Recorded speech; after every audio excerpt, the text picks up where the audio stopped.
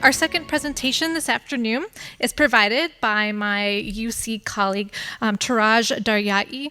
He is the Mesa Chair in Persian Studies and the director of the Dr. Samuel M. Jordan Center for Persian Studies and Culture at the University of California, Irvine. He received his PhD from UCLA in history, and his research focuses on ancient and medieval Iranian history, Iranian languages and culture, as well as Zoroastrianism, among many other things. He has numerous publications, including his monograph, Sasanian Persia, The Rise and Fall of an Empire with I.B. Tauris, published in 2021, and his edited volume of the Oxford Handbook of Iranian History, published in 2012. He also currently serves as the editor of the journal Sasanian Studies.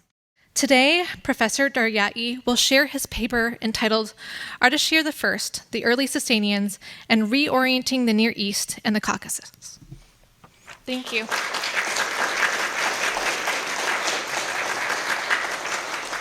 Thank you, Catherine. I really appreciate it. Ladies and gentlemen, good afternoon. I am going to try not to put you to sleep, but I will show you lots of slides.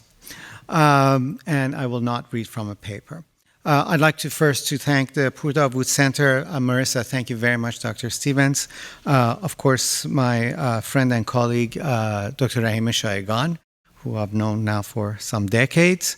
And also, I think the Getty Villa and Jeffrey Spear for really putting together this wonderful, I think, program together. And I'm happy to just be 1 hour away to be the beneficiary of this connection. It's really nice. And of course, I'd like to congratulate the Getty and for their wonderful publication of Persia, Ancient Iran and the West, which was edited by Sarah Cole, Jeffrey Spear. I can't find Jeffrey right now.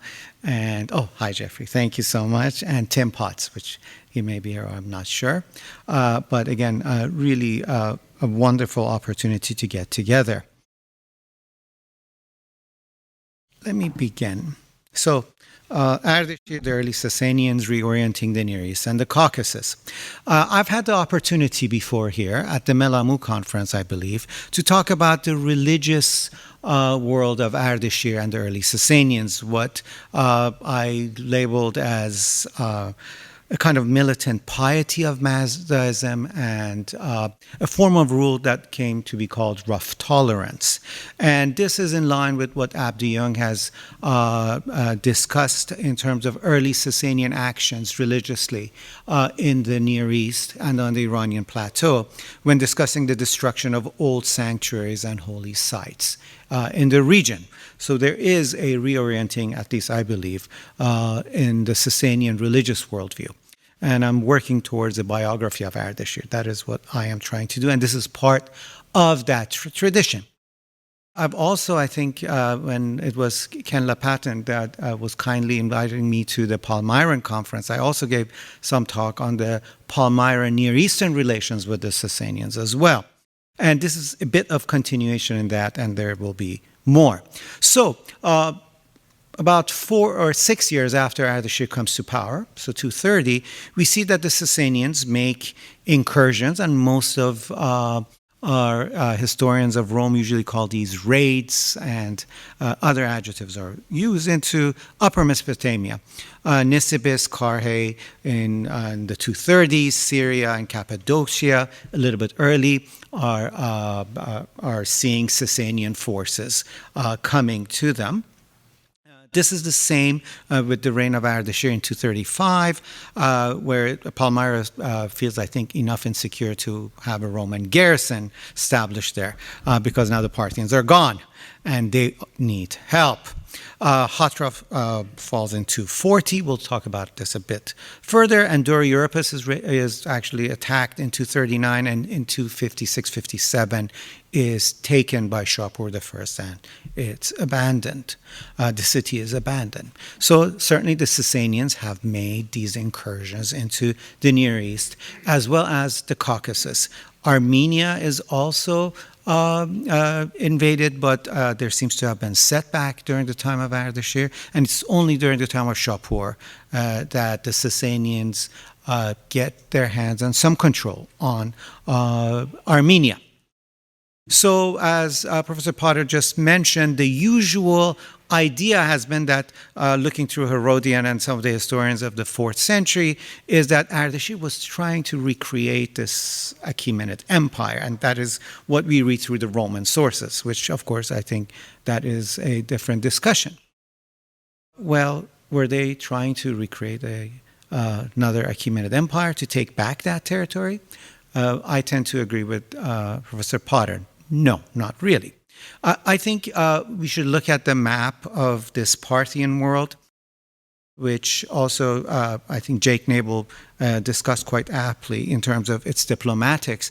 And something that came to me, of course, is the negotiation of the King of Kings in Parthia with its other provinces, certainly those that are in the upper Mesopotamian and in Armenia, in the Caucasus, where these local and dynastic connections have been made by the Arsacids. And it's so strong in some ways that while the King of Kings is residing in this Arsacid Empire of Iran, in Armenia, the cadet branch of the Arshakuni Arsacids are ruling there.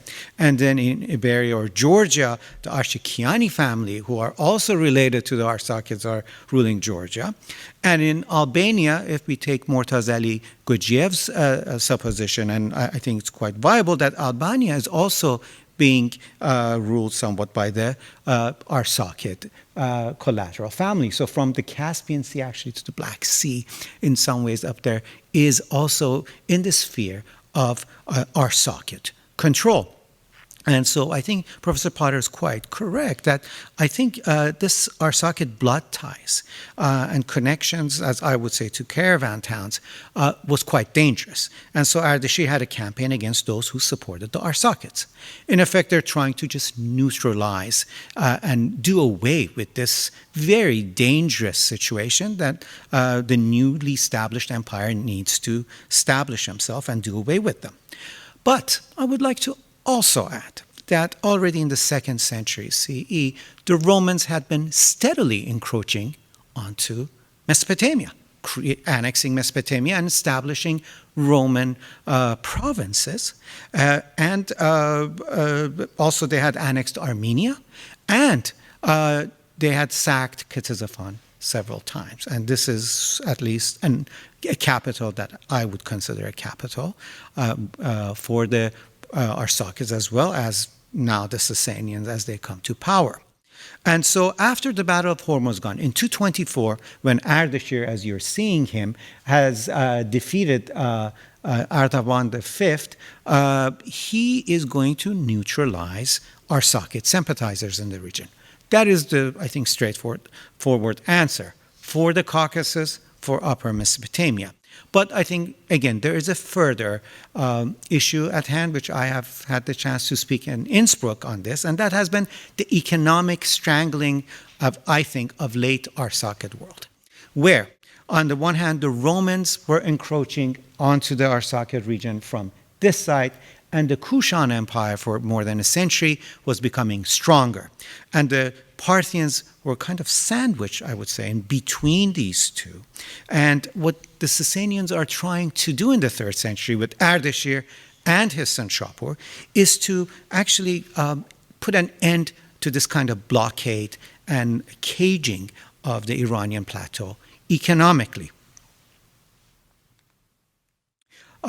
This, I think, is an overall strategy of the Sasanian Empire in the 3rd century, where they would like to control the economic affairs, not only on what we may call now the Silk Road of the northern Mesopotamia Iranian plateau to East Iran or Central Asia, but also on the Persian Gulf. We know that Ardashir also went to the Arab side of the Persian Gulf and removed the kings that were ruling through Bahrain, Oman, and some of these smaller states, and trying to establish direct Sasanian rule. I think it is there is something to be read in the Karnameh Ardashir Babakan, which I just call KAP, of Ardashir's campaign along the Persian Gulf. I think there is some historicity. Of course, the enemies tend to be giant worms or dragons, but the region is important, and it comes out as a romance later on as such, as an epic. And of course, by the time of Shapūr, Ērānšahr or Oman is part of this Sasanian control. So the Sasanians would like to control this place, and an important reason for that is that before this, trade control in the Persian Gulf was in the hands of Palmyran traders and in the Near East, and the sea trade in the hands of the Saracens. And this economic power of the Saracens have been discussed ably with Leo Gregorati and Stefan Hauser, where they were able to make these long connections through the Persian Gulf to the Arabian Sea all the way to India. What the Sasanians do from the time of Ardashir, I believe, is to end this monopoly and to roll back not only Roman presence, but also this connection. That is to destroy local control of trade from the Near East to the Persian Gulf. And while doing that, they're establishing new ports, or they ideologically rename old ports to suggest that the Sasanians are ruling over. Example is the well-known port city of Bushehr, which may be our Middle Persian Bukht Ardashir, saved by Ardashir, which appears in the Karnameh Ardashir Babakan. There are more and more evidence from St. John Simpson's important work on the Zoroastrian ossuaries that are found from the 3rd to the 7th century in Bushehr, to more recent finds of urns, as well as other ossuaries that are showing up more and more from the Sasanian period. So there is definitely Sasanian presence, and these are ports that the Sasanians would like to control. Reorienting or Ērānšahr, splendid as Ardashir, is also here, is another port that is either renamed or is a base of Sasanian control. Obviously, the Persian Gulf itself is an important place as well for itself. I mean, if we look at the artistic image now, either if you're in Ravenna, in the Basilica, or you are looking at the coins of the Sasanians, I don't think you can miss the pearls and the importance of pearls as elements of luxury and want. And of course, Persian Gulf, even if you just take Moses Khorenats's tradition, it seems to have been a very important place. And so that is, I think, quite sufficient to explain why Dura is conquered and the city is abandoned. We don't find destruction in the city of Dura, so why is it taken over? Put an end to it. Hatra is a different issue, but Stefan Hauser, again, has done wonderful work on this city of Hatra, of the amount of manpower and money that was put into putting a siege around the city and conquering it, although Antioch also was later conquered. So these cities, what is called caravan cities traditionally, are being basically closed down.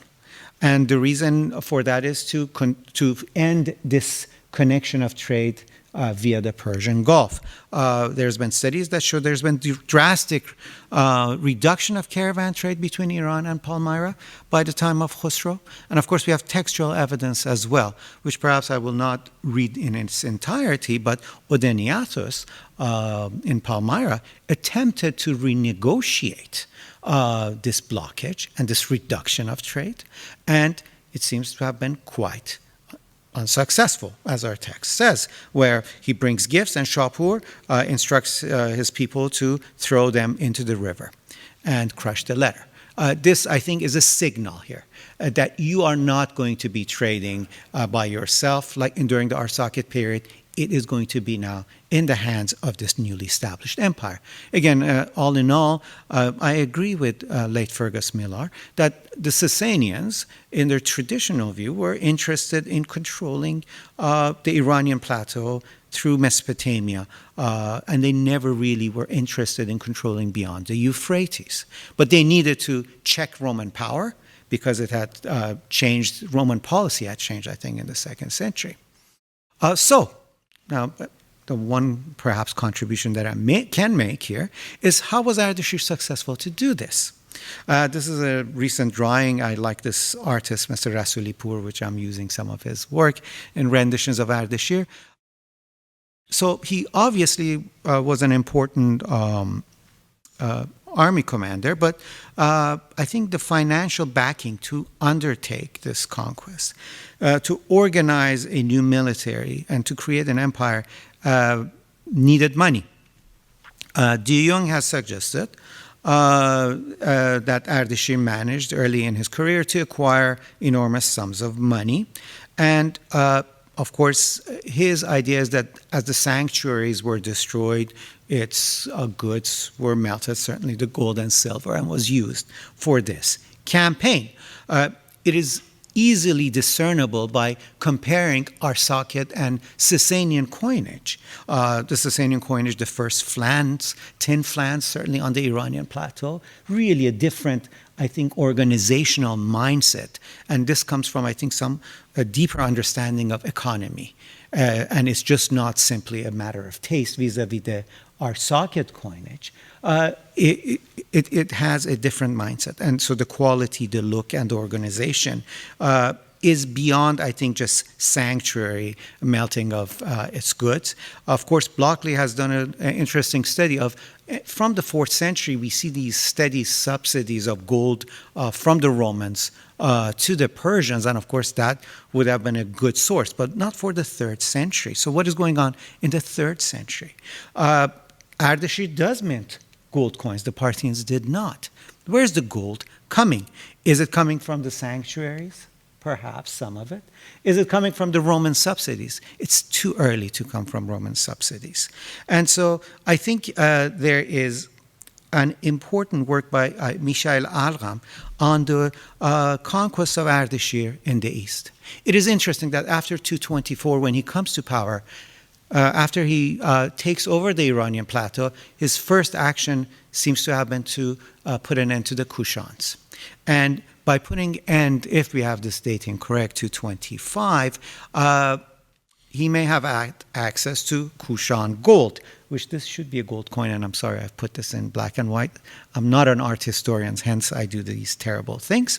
But it's also telling of what is the gold being used. The mint of Marv, which from the time of Shapūr I begins to mint again gold coins. So there is gold. The Kushans had it. But during the time of Ardashir, there's no gold coins being minted there, apparently. I would suggest it is that gold that is being used as an extra source to finance this campaign, this war. Now, I had a talk with my colleague, who's a great archaeologist, Ali Musavi, who knows the plateau very well.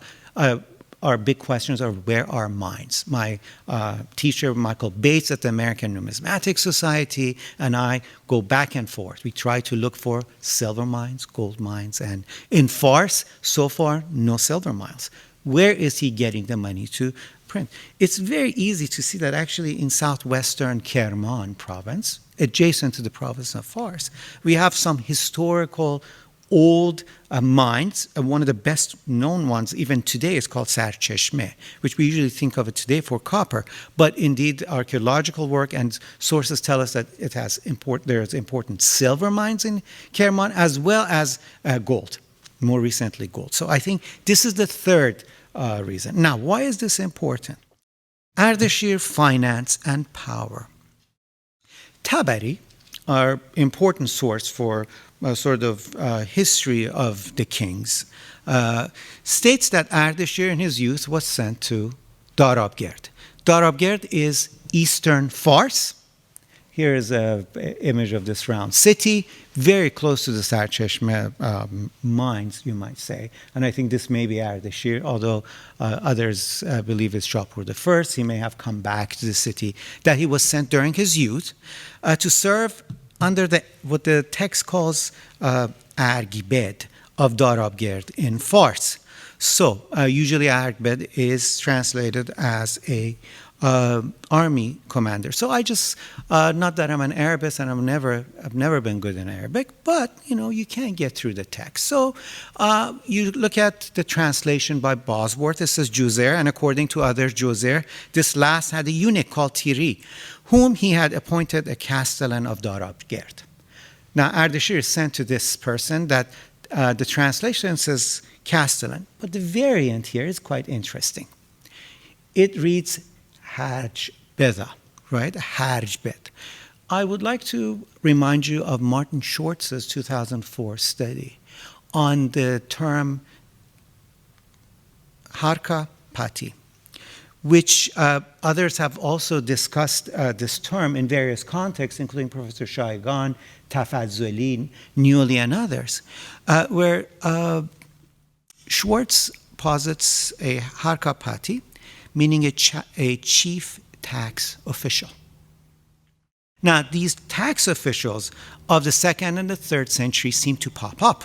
Here is the Argbet of Palmyra. Thanks to David Taylor, who sent me the photo, we do have actually an image of this Argbet from Palmyra, and he seems to have had an important position. What that is, Tommaso Agnoli has written a book on it, and it does tell us that it's quite important, and it has to do with money.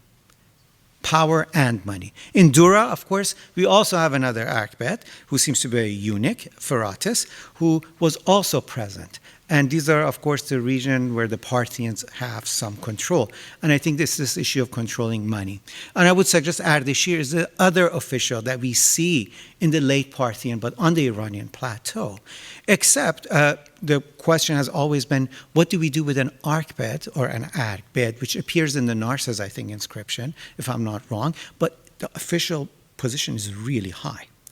I would contend, as Martin has said, this official is administrating the revenues of, or the taxation of the entire empire. Hence, he seems to be so high on the list of the officials. 5 minutes. I will even be shorter than that.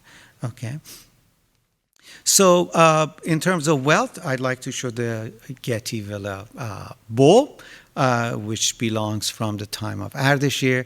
Laia is not here, but I think we all are trying to look at this inscription as you enter the Sasanian room. It's the first bowl on the right, which has its inscription dating it to the time of Ardashir.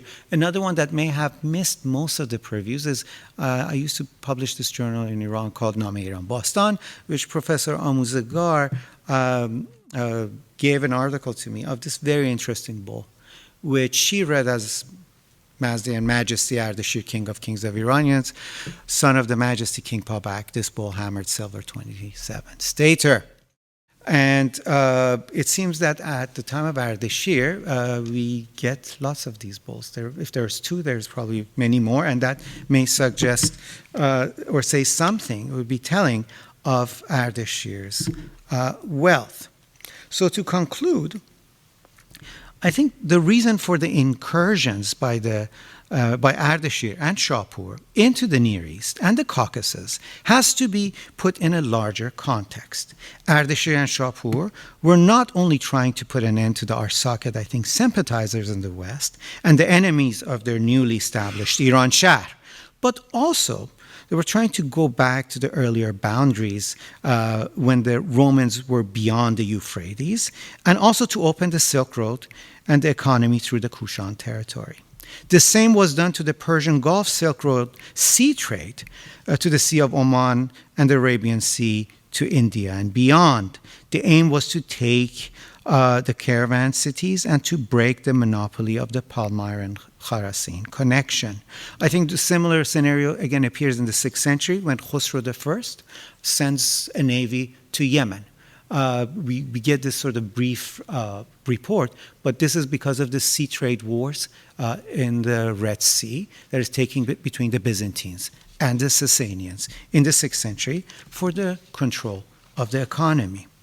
Ardashir was able to accomplish this task by the time of Shapūr, that is to create an efficient army. I think the Roman reports of the gleaming sort of armor of the Sasanians, this orderly, is something newer and something more organized and needs to be financed.